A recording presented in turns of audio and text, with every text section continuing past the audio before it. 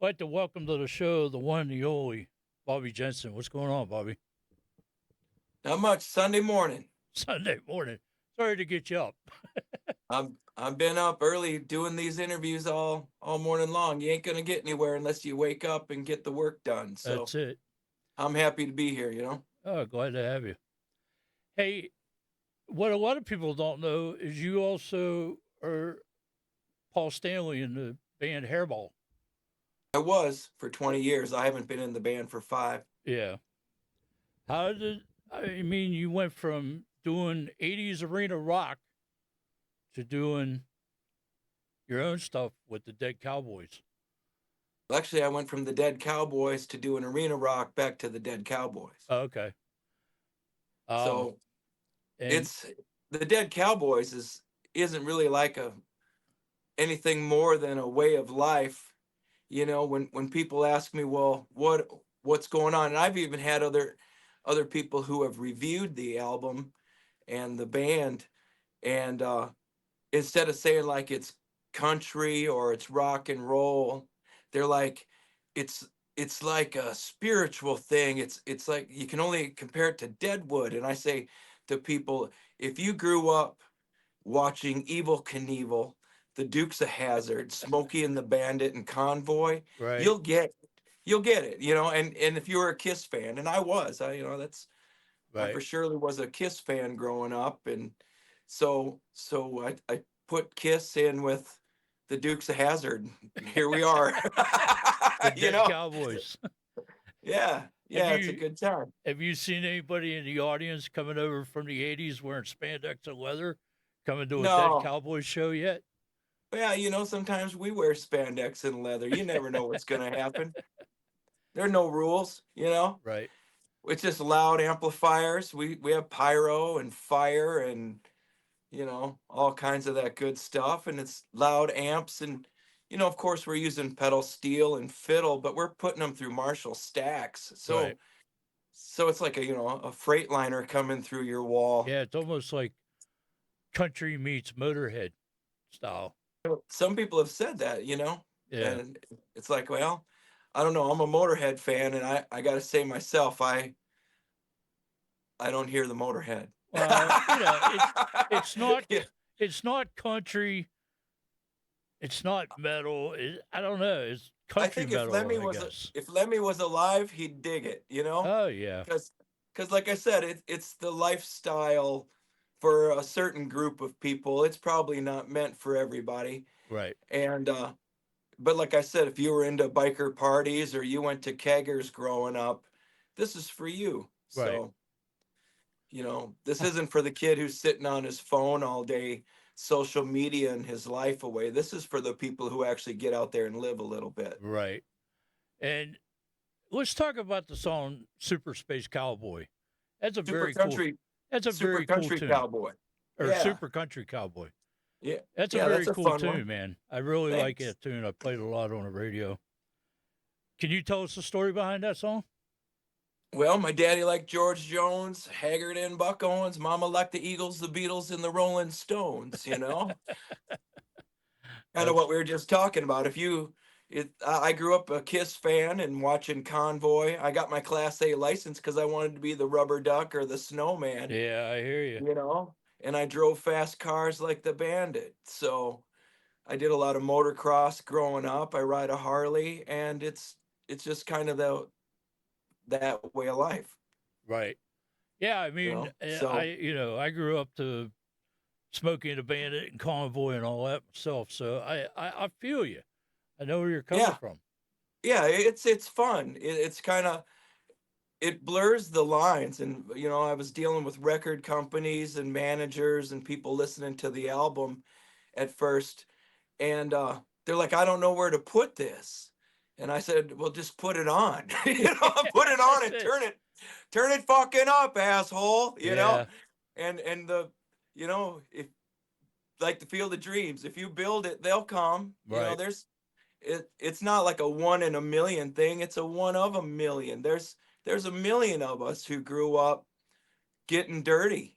Oh yeah. So I think it'll appeal to people who like good songs. Right. Um, and that's probably the most important things. You feel it when you're listening to Bad Friends and Good Oh Times, yeah, Super absolutely. Country Cowboy.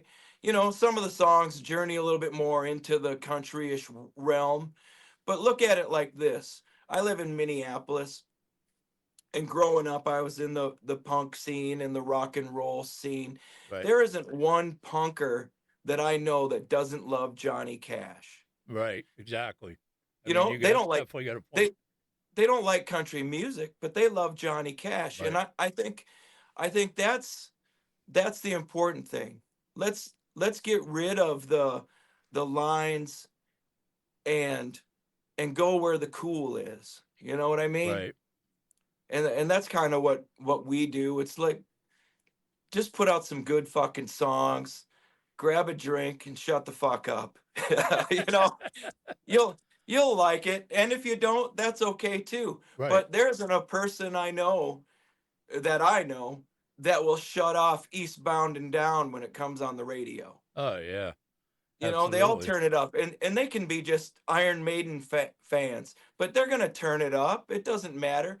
And what's really fun is that throughout our show, we do a few covers in the show, and we do Rhinestone Cowboy, and we gas it up a little bit. The Oh, whole nice. crowd, the whole crowd's singing it, and it's metalheads to country fans, and people dig it. So you're Folsom kind of Prison you're bringing Blues. both genres together as Yeah. far that's cool.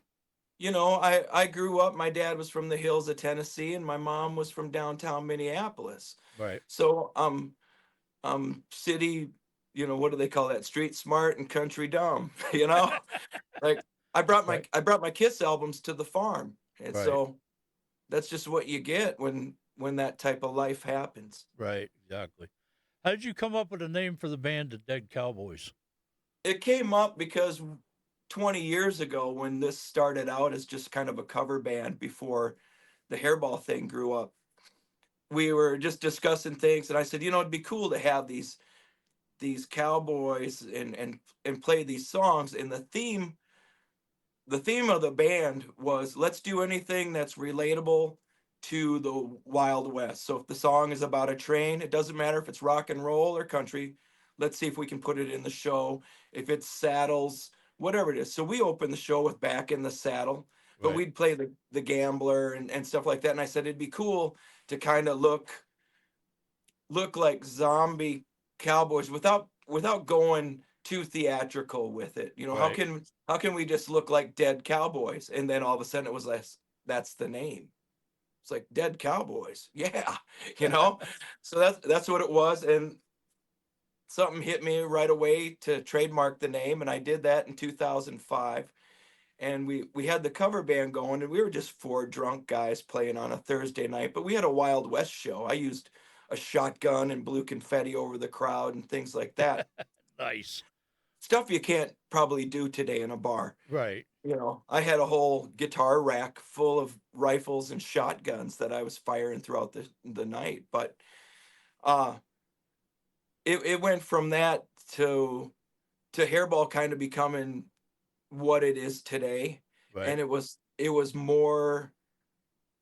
made more sense to focus on that because that thing was taken off and it was taken off fast. What we were doing, we were the only ones doing it, Yeah, and because it you was guys big. were doing like a whole theatrical presentation with Yeah, Hairball.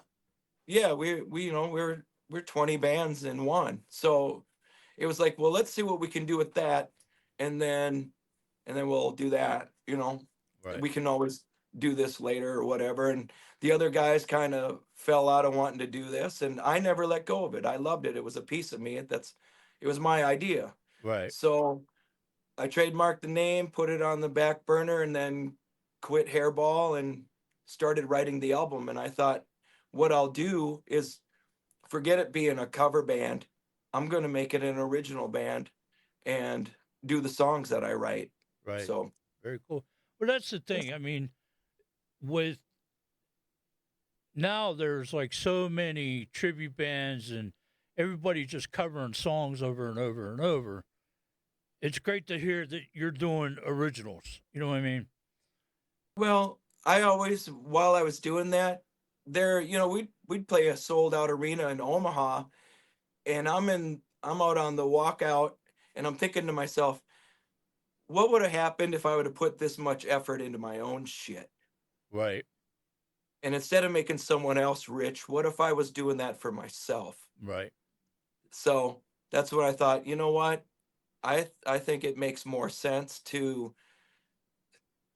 do this. And before I was in Hairball, I was in a group called Strutter in the '90s, and we were a Kiss tribute band. And I that remember that band.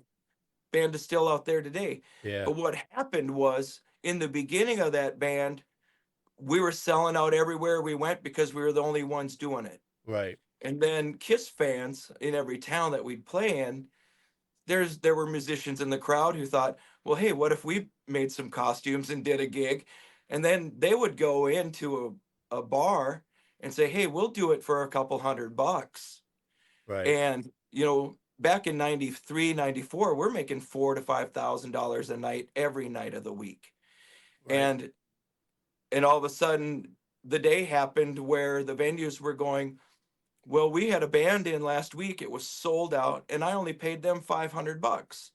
And Right. you'd argue, well, we got costumes and we're cool. And the guy would reply back, well, I saw the spaceman, the demon, the cat, and the star child, and the audience didn't seem to care. And I sold just as much liquor, Right. And so I always knew that it's going to come to a point where it just gets redundant, boring. And Right. how many times can you see the same show over and over and over Right. again before other people get the bright idea, hey, we can do that? And now there's a hairball on every corner. Right. So Exactly. I that's think not to de I that's not think to there's too devalue what they're many doing. going on right now. Too many of them. Yeah, yeah, but the demographic is dying off. When Right. you look at it, you're the guys, look at Ozzy. Think I about the know. fans of Ozzy. Half of Ozzy's original fan base is dead, Right. you know? Right. So I thought, well, let's just take a stab at it and see what happens. That's not to devalue what they're out there doing right now. I'm happy they're out there playing. Right. They can say what they want about me, but I'm still happy that they're out there and doing the work that I helped build. And Right. it's cool to see. Right. But there's that thought of, well, what if I put that kind of effort into my own stuff? Because I'm a show builder. Right. I built that show. It was my pyro, it was my backdrops, it was all my stuff, it's my costumes. So, Right. nobody was buying that shit for me. Where now they're buying it for their stand-ins or their Right. hired guns or their whatever they're doing. But so anyway, to jump back over to what I'm doing now is I'm putting all that effort and that work into my own thing. And Right. if it takes off, that's great. If not, that's okay too. I've had a great life to this Right. point, but Well, I want to sell some record. how is this new record being received? I mean, they're- I think it's a slow but sure start. You've been doing great promoting us and what have you. Um, I haven't found anybody that said I don't get it right. yet. When they hear it, they're all like, "Oh, that's cool, man. I thought it was going to be something totally different." And I think that's where it's at. And Right. even with the management and the marketing team pushing it all out to the heavy metal side, even myself, I'm going, God, is this the right audience? Are we selling soccer tickets to football fans? You know Right. what I mean? It's like, is this the right thing to do? But then I have to go back to what I said just a few minutes ago when I was sitting on my couch putting it together was it isn't about where we promote it. It's it, it's the way of life, like we were talking about. If Right. you if you dig big semi trucks and drinking and riding your Harley or whatever you ride, doing whatever you do, you're probably gonna like this. Right. So Yeah, I I think I it's an awesome album.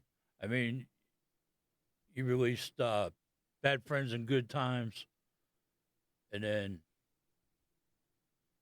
Super and Country then Cowboy on there, and then yeah, you released Mexico too as a single.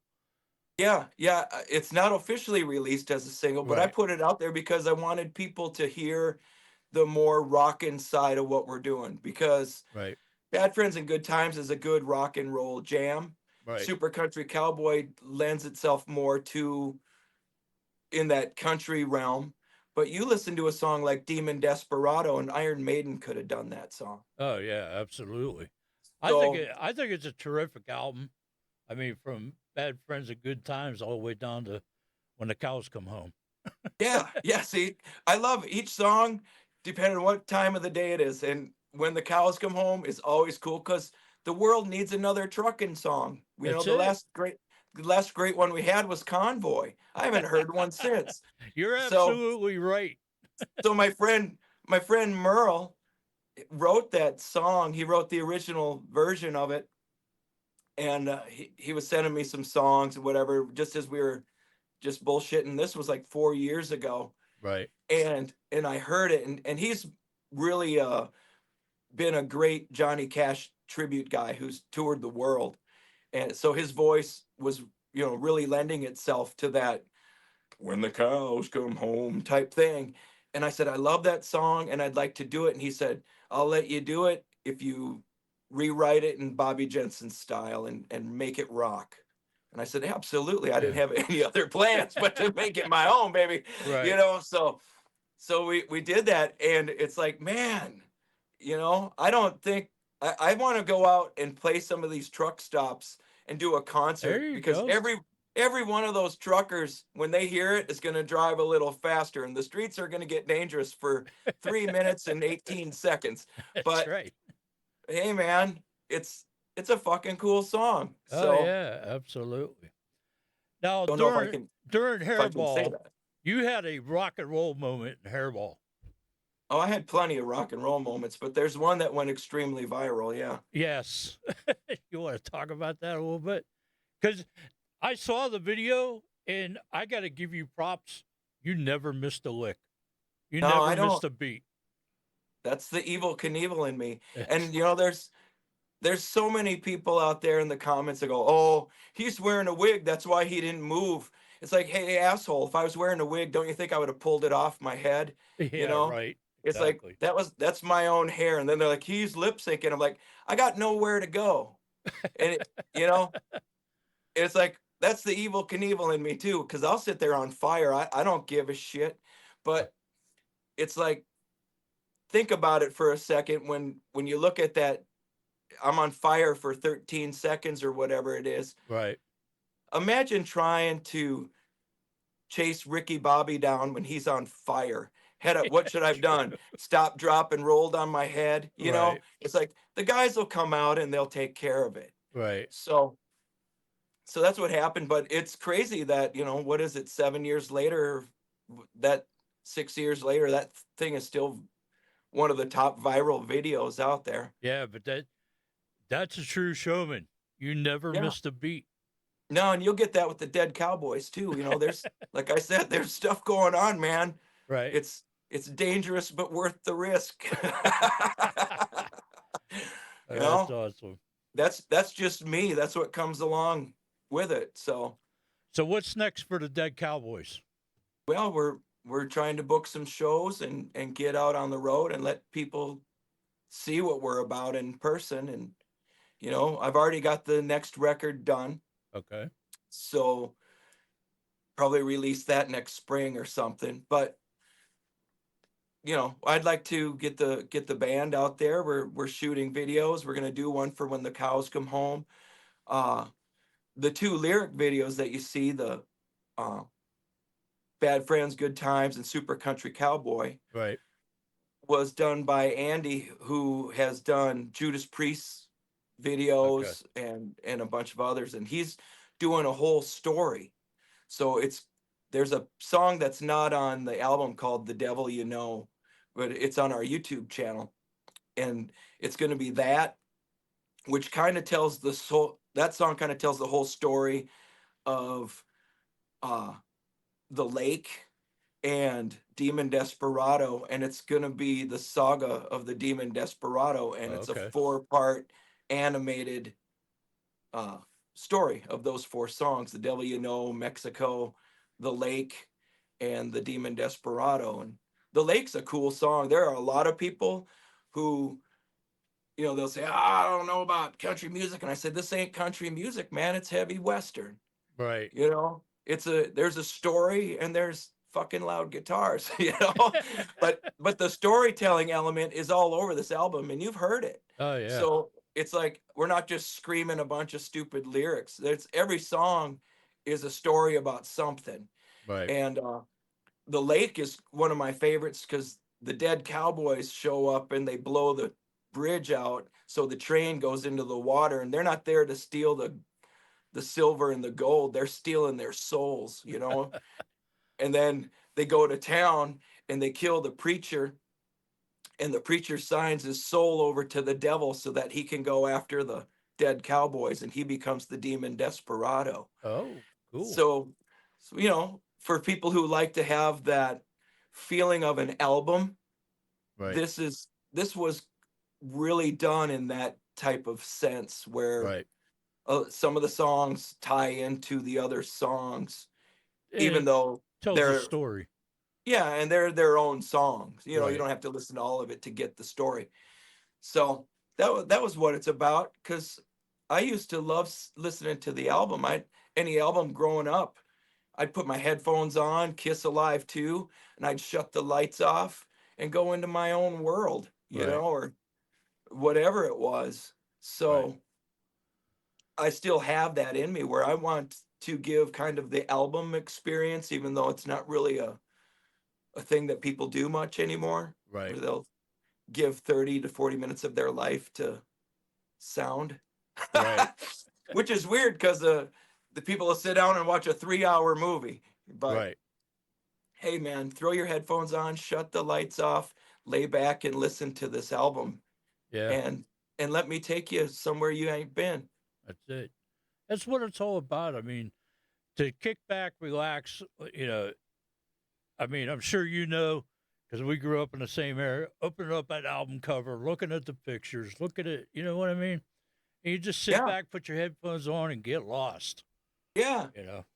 yeah, and that's what I did with this too. It's like, well, you know, you're dealing with engineers and people at the record company going, well, people aren't really buying albums. That's just a thing for, you know, super fans or whatever. You don't need to worry about that because you're just getting started and whatever. And I'm like, fuck that.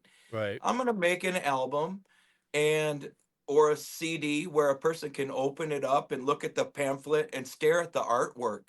Because the artwork really, when we were growing up, was the thing that sold the album. If you'd never Absolutely. heard of the band before and you were walking through the record store, you'd pick it up, you went, well, this has to be cool.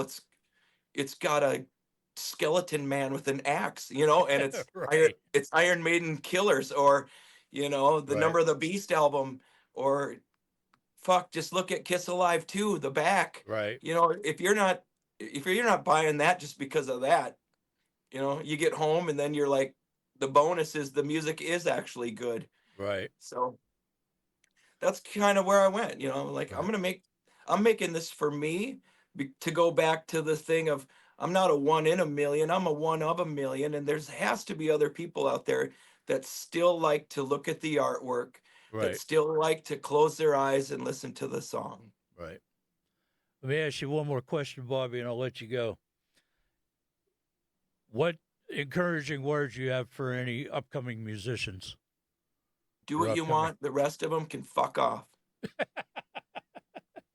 Hey Okay. man, I'm telling you, it's true. If you don't have that attitude, you're not going to make it. You Right. know, if you're thinking, oh, well, I'd like to try this, forget about it. You're either doing it or you're not. Right. So there you Uh, go. I've got a cassette when I'm 3 years old, and I'm being interviewed by one of my sisters in the house. What are you going to do when you grow up? I said, I'm going to be a rock star. and you And made it hey, come true. hey, man. And I stuck to it. I meant it when I said it. Right. And I've toured the world. I've had $1 million go in this hand and $1 million leave this one. Right. Flat broke and still doing it. So, That's it. you know, So it's definitely not a definitely a it's not a way of thing you life. do. Yeah, well, you know what? Rock and roll, you don't do it, you live it. And if you're Right. not living it and you're not rehearsing, and I gave up a lot of Friday nights growing up to Right. practice, play guitar, you know. Right. So you dedicate yourself and you hope for the best. You might not get shit, Right. but if you're not in it and you're not living it, forget about it. You better go find that day job that pays well. Put the fries in the bag. Yeah. Yeah, I'm I not got you. into it. Right. So, I got you. I totally understand. I mean, a lot of people think, nowadays with technology, oh, it's easy to be a rock star. No, you got to pay your dues.